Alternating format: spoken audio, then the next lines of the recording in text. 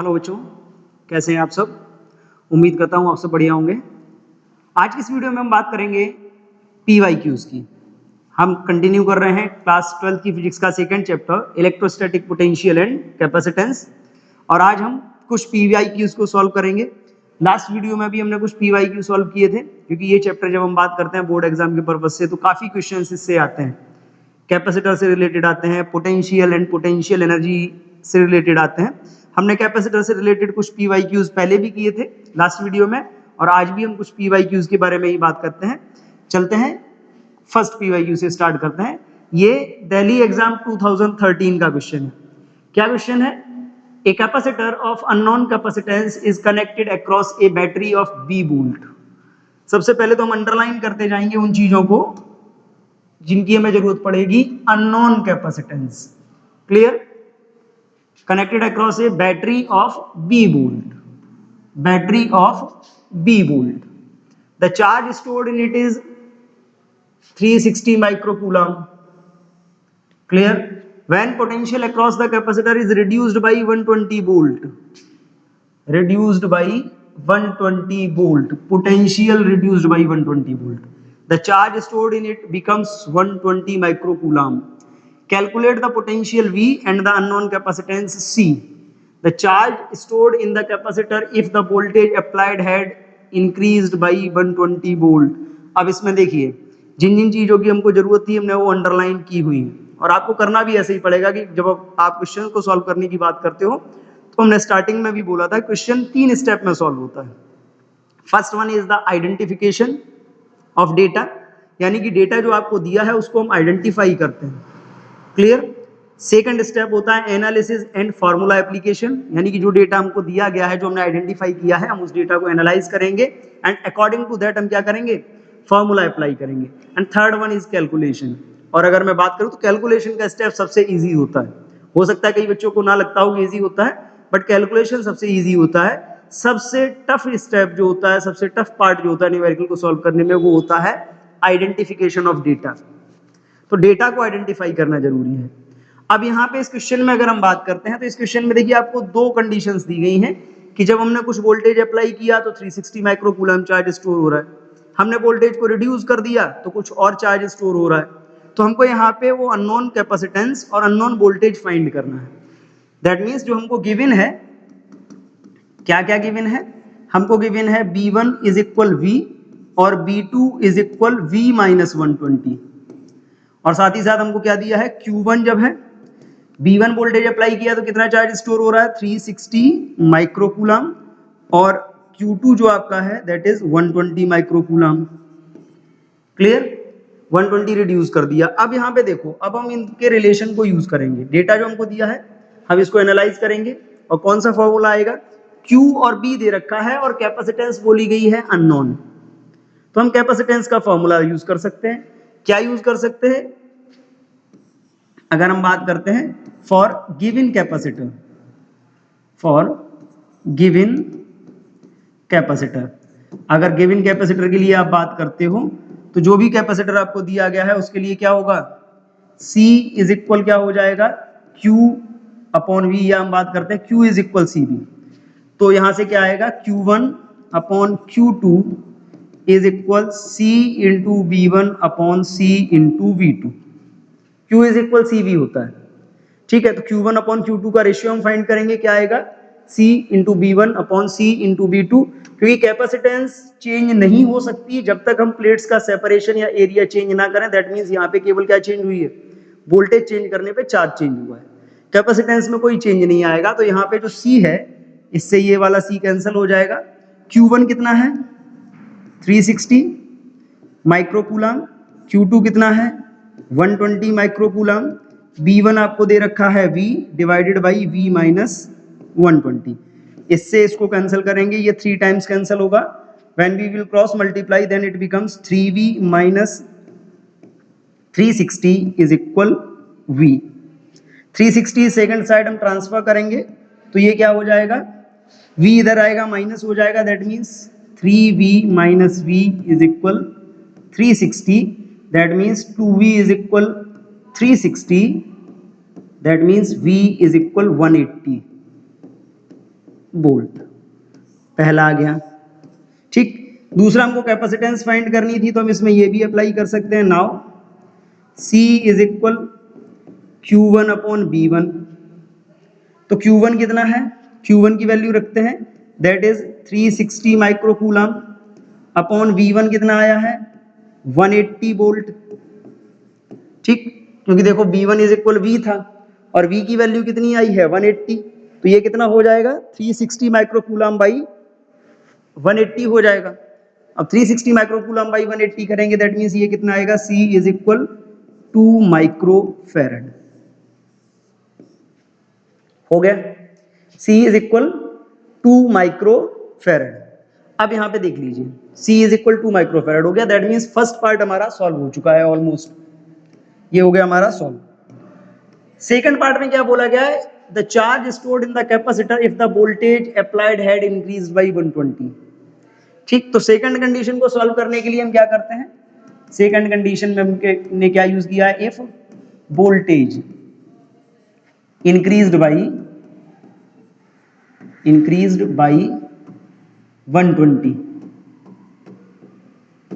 Volt, then क्या हो जाएगा, देन जो आपका V2 होगा या V2 हो जाएगा वो कितना हो जाएगा V प्लस 120 और V कितना था 180 था प्लस 120, दैट मीन्स हो गया ये 300 वोल्ट। तो वोल्टेज आपका 300 वोल्ट आया। अब वोल्टेज अगर 300 वोल्ट आ रहा है तो हमको चार्ज जब फाइंड करना था तो Q इज इक्वल क्या होता है C into V, that means Q3 is equal, या Q की बात करते हैं तो Q इज इक्वल CV हो जाएगा। C हमने कितना फाइंड किया है 2 माइक्रोफैरड, तो ये कितना हो जाएगा Q is equal 2 into 10 to the power minus 6। Voltage अभी हमारा कितना आया है 300 आया है, तो ये कितना हो जाएगा Q is equal 600 into 10 to the power minus 6 coulomb, या फिर इसी को आप क्या लिख सकते हो, या इसी को अगर आप लिखना चाहो तो आप इसको लिख सकते हो Q is equal 600 micro coulomb. Clear, तो सिंपली जो हमको दिया था डेटा हमने उसी को इसमें अप्लाई करके सॉल्व किया हुआ है। मूव करते हैं नेक्स्ट टॉपिक पे, दैट मींस नेक्स्ट क्वेश्चन पे। ये सारे क्वेश्चंस आपके PYQs हैं, ये भी दिल्ली एग्जाम 2013 का था। नेक्स्ट क्वेश्चन की बात करते हैं, नोट कर लेंगे इसको। देखिए नेक्स्ट क्वेश्चन क्या है हमारा, नेक्स्ट क्वेश्चन है a parallel plate capacitor is charge potential difference B by a DC source. The capacitor is then disconnected from the source.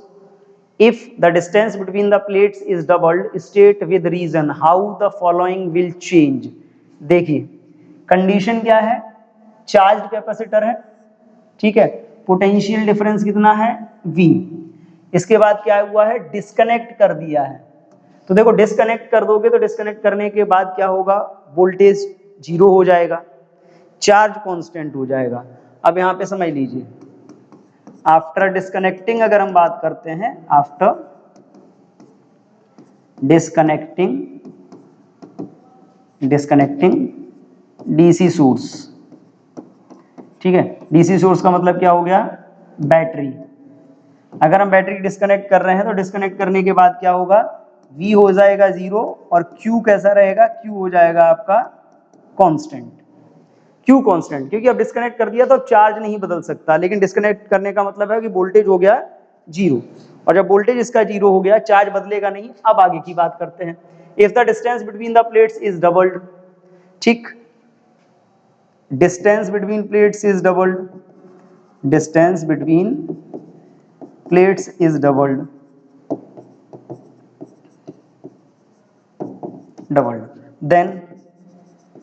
Then आपने देखो ये पढ़ा हुआ है कि जो C होता है that is inversely proportional to D, C inversely proportional to D होता है। तो C inversely proportional to D का मतलब क्या है कि जो C2 हो जाएगा दैट इज इक्वल कितना हो जाएगा C1/2।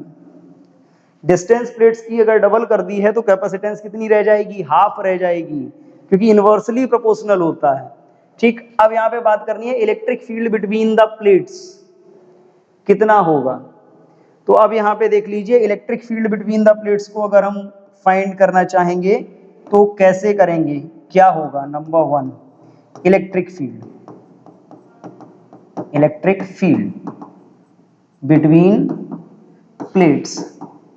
अब यहाँ पे देखो इलेक्ट्रिक फील्ड का फॉर्मूला होता है E is equal sigma by 2 epsilon, यानी कि दो प्लेट हैं तो दोनों प्लेट्स के बीच का कितना होगा? Sigma by epsilon not. Sigma by epsilon not का मतलब क्या है? Q by A epsilon not. अब इस में देख लीजिए, ये इलेक्ट्रिक फील्ड का मेजरमेंट है। क्या चेंज हुआ? कुछ भी तो नहीं चेंज हुआ। चार्ज चेंज हुआ नहीं है, एरिया चेंज हुआ नहीं है, एप्सिलॉन नॉट चेंज हुआ नहीं है। क्या बदलेगा भाई बताओ ना, क्या बदलेगा? चार्ज बदल नहीं रहा क्योंकि डिस्कनेक्ट कर दिया, एरिया बदल नहीं रहा है और एप्सिलॉन नॉट भी बदल नहीं रहा है। That means there is no change, there is no change in electric field. Electric field, electric field में तो कोई चेंज नहीं होगा, ठीक है, बिकॉज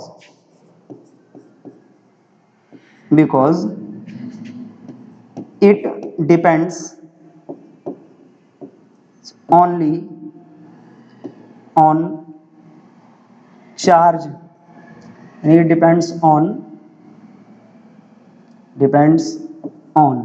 किस किस पे डिपेंड करता है? एरिया पे डिपेंड करता है, चार्ज पे डिपेंड करता है और किस पे डिपेंड करता है? Medium. And all are unchanged. इन सारी चीजों पे डिपेंड करता है और इनमें से कोई भी चीज चेंज नहीं हो रही है, और जब कोई भी चीज चेंज नहीं हो रही है तो ये भी चेंज नहीं होगा। सेकंड है कैपेसिटेंस। अब भाई देखो कैपेसिटेंस क्या होगा? कैपेसिटेंस वैसे तो नहीं बदलती, लेकिन प्लेट्स के बीच का डिस्टेंस चेंज किया है तो आपका प्लेट्स के बीच का डिस्टेंस कर देने पे ये हो गया आपका सेकंड वाले का, तो यही हो गया distance between the plates is doubled. Then C is inversely proportional होता है D के, C इनवर्सली प्रोपोर्शनल D के होता है, दैट मींस जो कैपेसिटेंस होगी वो आधी रह जाएगी। क्लियर है? कैपेसिटेंस आधी रह गई। अब कैपेसिटेंस आधी रह गई, इसके बाद थर्ड क्या है? एनर्जी का आता है। एनर्जी वाले के लिए अगर हम बात करते हैं तो एनर्जी के लिए हमने क्या पढ़ा हुआ है? फॉर एनर्जी, एनर्जी का फॉर्मूला देखो, पोटेंशियल जीरो हो गया है तो हम पोटेंशियल वाला फॉर्मूला नहीं लगाएंगे। हम कौन सा फॉर्मूला यूज करेंगे? एनर्जी E इज इक्वल, या एनर्जी का जो फॉर्मूला होता है U इज इक्वल क्या होता है? Half Q square by C, ठीक है। Then Q square by C2 हो जाएगा। देन अगर आप यहां से बात करते हो जो आपका U2 होगा इज इक्वल, ये हो गया U2 is equal half Q square by C2, that means half Q square by C1 by 2। 2 ऊपर पहुंच जाएगा तो ये कितना हो जाएगा? U2 is equal 2 into 1 by 2 Q square by C1, यानी कि जो U2 होगा that is equal 2U1,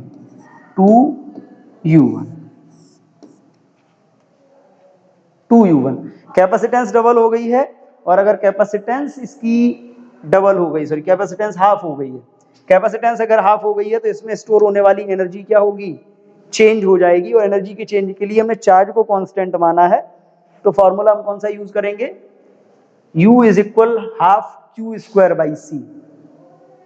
C कितना हो गया है? C की जब हम बात करते हैं तो C2 इज इक्वल हो गया C1 अपॉन 2, तो ये 2 कहां जाएगा? ये 2 ऊपर साइड शिफ्ट हो जाएगा और ये कितना हो जाएगा? एनर्जी हो जाएगी double. So this is the cause. Clear? Move करते हैं नेक्स्ट क्वेश्चन पे। नेक्स्ट क्या है? Next all India exam 2011, that means CBSE के 2011 एग्जाम का क्वेश्चन है। क्या है? Net capacitance of 3 identical capacitors in series is 1 microfarad. What will be their net capacitance if connected in parallel? Find the ratio of energy stored in these two configurations if both are connected to the same source. तो पहले तो अगर हम बात करें तो सीधा सा समझ लीजिए कि सॉल्यूशन क्या आएगा इसका। तो फॉर सीरीज, ठीक है, सीरीज में आपने क्या पढ़ा है? 1 by C is equal 1 by C1 plus 1 by C2 plus 1 by C3। Clear? और अगर हम बात करें फॉर आइडेंटिकल आइडेंटिकल कैपेसिटर्स। तो आइडेंटिकल कैपेसिटर्स का मतलब है सारे की कैपेसिटेंस सेम है, दैट मीन्स क्या हो जाएगा, C इज इक्वल होता है C1/n। अगर यहाँ पे बात करते हैं आइडेंटिकल हो जाएंगे तो 1/c इज इक्वल क्या होगा, n कैपेसिटर लगे तो n/c, यानी कि इसको अगर हम लिखना चाहें तो हम इसको क्या लिख सकते हैं, C इज इक्वल C1/n। कितना दिया है C, 1 माइक्रोफेरेड दे रखा है, मालूम नहीं है कितना है, और कितने कैपेसिटर है 3, यानी कि C1 इज इक्वल कितना आ गया आपका, C1 इज इक्वल 3 माइक्रोफेरेड, यानी कि each capacitor is of 3 microfarad. Her capacitor 3 microfarad का है। हर कैपेसिटर अगर 3 माइक्रोफेरेड का है तो यहां से अगर हम बात करते हैं नाउ इन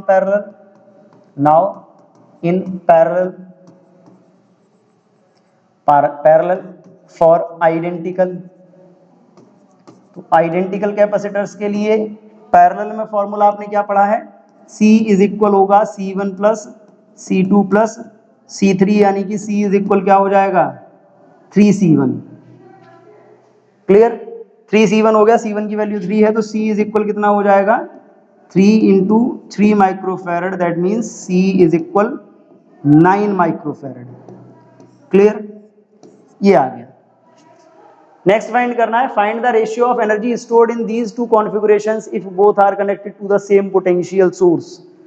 तो एनर्जीज का रेशियो फाइंड करना है, तो एनर्जीज के रेशियो के लिए आपको क्या मालूम है, सीरीज बाई पैरेलल। फॉर्मूला होता है हाफ CS V स्क्वायर और half CP V square.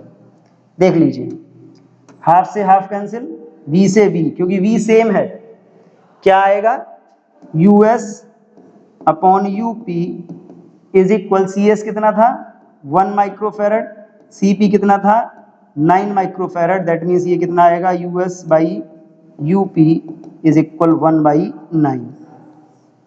It is the ratio of energy stored in series combination to the energy stored in parallel combination. Clear है, तो इस टाइप से अगर हम solve करना चाहें तो हम कोई भी क्वेश्चन बड़ी आसानी से सॉल्व कर सकते हैं, ज्यादा हमको प्रॉब्लम होती नहीं है, सारे क्वेश्चन ही आसान है, बस कॉन्सेप्ट को पकड़ने की जरूरत है कि हम कॉन्सेप्ट को कैसे पकड़ सकते हैं। आगे बात करते हैं, अगला क्वेश्चन देखते हैं। ओके, अगला क्वेश्चन है CBSE एग्जाम 2019 का, दैट मीन्स ज्यादा पुराना भी नहीं है, बिफोर कोरोना जो लास्ट एग्जाम हुआ था उसका है। क्या क्वेश्चन है, A 200 microfarad parallel plate capacitor is having plate separation 5 mm. Capacitance 200 microfarad. Separation 5 mm is charged by a 100 volt DC source. It remain connected to the source using an insulated handle. The distance between the plates is doubled, and the dielectric slab of thickness 5 mm and dielectric constant 10 is introduced between the plates. Explain with the reason how the capacitance, electric field between the plates, energy density of the capacitor will change. Clear, क्या क्या change होगा। तो पहले हम start करते हैं capacitance से, ठीक है, तो फर्स्ट वाला हम स्टार्ट करेंगे, source remain connected, source remain connected. Source remain connected का मतलब क्या है कि जो सोर्स है वो कनेक्ट है, दैट मींस प्लेट्स पे जो चार्ज होगा या जो इलेक्ट्रिक फील्ड होगा बिटवीन द प्लेट्स वो चेंज होता रहेगा जब तक सोर्स कनेक्ट रहेगा, उसमें हम रोक नहीं सकते, क्योंकि जैसे ही हम सेपरेशन बढ़ाएंगे तो क्या है, अब वोल्टेज कांस्टेंट हो जाएगा। सोर्स रिमेन कनेक्टेड का मतलब क्या है कि जो आपका वोल्टेज है वो कैसा है, कांस्टेंट है। तो वोल्टेज कांस्टेंट है और सेपरेशन आप बदल रहे हो तो कहीं ना कहीं आपका ई बदलेगा, that means charge on the plates बदल जाएगा। अब यहां पे देख लीजिए, आपको ये बोला है, पहला आप कैपेसिटेंस की बात करते हो तो C2 by C1 is equal क्या होगा, A epsilon not by D। ठीक, पहले तो ये हो गया एयर के लिए। ठीक, इसके बाद बोला क्या है, distance between plates is doubled and the dielectric slab of thickness 5 mm and dielectric constant 10 is introduced between। अब इसके केस में क्या होगी, इसके केस में भी आपने पढ़ा हुआ है A epsilon not by D minus T. अब यहां पे डबल कर दी है 2d minus T plus T by के। अब आप कहोगे कि 2d क्यों यूज किया, तो देख लीजिए क्वेश्चन में आपने ये फॉर्मूला भी पढ़ा हुआ है और क्वेश्चन में बोला है कि जो डिस्टेंस है वो डबल कर दी है, तो हमने d की जगह क्या यूज किया है, 2d यूज किया है। ठीक, अब 2d यूज करेंगे तो अब यहाँ पे देखो क्या क्या कैंसिल हो रहा है, a एप्सिलॉन नॉट से a एप्सिलॉन नॉट कैंसिल हो रहा है। क्लियर, ये सारी चीजें ऊपर जाएंगी, सारी चीजें जब ऊपर जाएंगी तो ये हमारे पास क्या आ जाएगा, हमारे पास आएगा C2 by C1 is equal 2d minus T plus T by के अपॉन डी। क्लियर, सॉल्व करते हैं। d कितना था 5 mm, 2d कितना होगा 10, यानी कि C2 upon C1 is equal 10 minus 5 plus t कितना है 5 अपॉन कांस्टेंट कितना है 10 बाई 10, सॉरी d 5 है। सॉल्व करेंगे इसको तो C2 upon C1 is equal, ये 5 हो जाएगा प्लस 1/2 यानी कि 5.5 बाई 5। 10 माइनस 5 कितना आएगा 5, 5 बाई 10 यानी कि 0.5, तो 5 प्लस 0.5 कितना हो गया 5.5 अपॉन 5, तो ये आया आपका C2 is equal 1.1 into C1। Clear, तो कैपेसिटेंस तो इतनी हो जाएगी, कैपेसिटेंस इंक्रीज हो जाएगी। क्यों इंक्रीज हो जाएगी, क्योंकि हमने इसके बीच में डाइलेक्ट्रिक स्लैब इंट्रोड्यूस कर दी है और ओवरऑल जो इफेक्ट आ रहा है, ओवरऑल इफेक्ट क्या आ रहा है, कैपेसिटेंस इसकी इंक्रीज हो जाएगी। दूसरा क्या था, electric field between the plates. अब देखिए electric field between the plates की बात करते हैं, तो इलेक्ट्रिक फील्ड भी चेंज होगा। इलेक्ट्रिक फील्ड कैसे चेंज होगा वो समझते हैं। इलेक्ट्रिक फील्ड चेंज होगा, वोल्टेज कैसा है, कांस्टेंट है, तो यहीं से शुरुआत करते हैं। DC source remain connected, remain connected का मतलब क्या है, जो आपका वोल्टेज होगा बिटवीन द प्लेट्स वो कैसा रहेगा, कांस्टेंट रहेगा, वोल्टेज चेंज नहीं होगा। वोल्टेज चेंज नहीं होने का मतलब क्या है, V इज इक्वल क्या होता है, V इज इक्वल होता है E इंटू डी या E into L. E into L कैसा हो गया, कांस्टेंट। अब यही बात करते हैं, E इंटू एल क्या हो जाएगा, E1 into D is equal E2 into. अब देखिए इलेक्ट्रिक फील्ड में मीडियम भी चेंज किया है हमने, मीडियम भी चेंज हुआ है, that means overall electric field की बात करते हैं, तो ओवरऑल इलेक्ट्रिक फील्ड क्या आएगा, E2 इंटू ये हो जाएगा 2D। क्लियर, लेकिन मीडियम चेंज किया है तो मीडियम का भी असर कहीं ना कहीं पड़ेगा। ठीक, यहां से अगर हम बात करते हैं तो ये E2 by E1 is equal क्या होगा, D बाई 2D, कैंसिल करोगे तो E2 by E1 is equal क्या आएगा 1/2।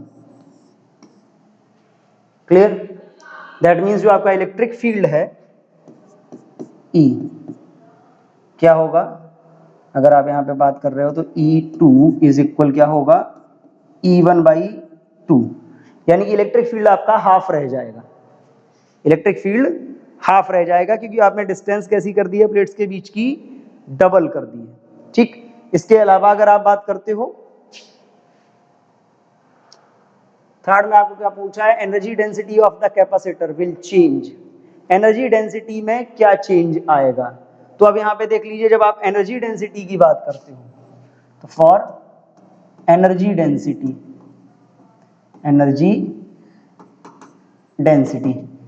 डेंसिटी का फॉर्मूला क्या होता है, U is equal half epsilon naught into E square, that means U2 upon U1 is equal E2 upon E1 whole square. तो जो चेंज इलेक्ट्रिक फील्ड में आएगा वही चेंज किस में आएगा, एनर्जी डेंसिटी में आएगा। क्लियर, सेम चेंज आएगा। हम इस फॉर्मूले से एनर्जी डेंसिटी को आइडेंटिफाई कर सकते हैं। क्लियर है, तो हम इस टाइप से कोई भी न्यूमेरिकल अगर हमको दिया गया है हम बिना पैनिक हुए सॉल्व कर सकते हैं। केवल और केवल हमको कॉन्सेप्ट पे ध्यान देना है, इसके अलावा हमको कुछ करना नहीं है। क्लियर है, आज के लिए हम इतना ही रखेंगे। मिलते हैं नेक्स्ट वीडियो में नेक्स्ट टॉपिक यानी कि न्यू चैप्टर के साथ on the Monday, that is called, हाँ,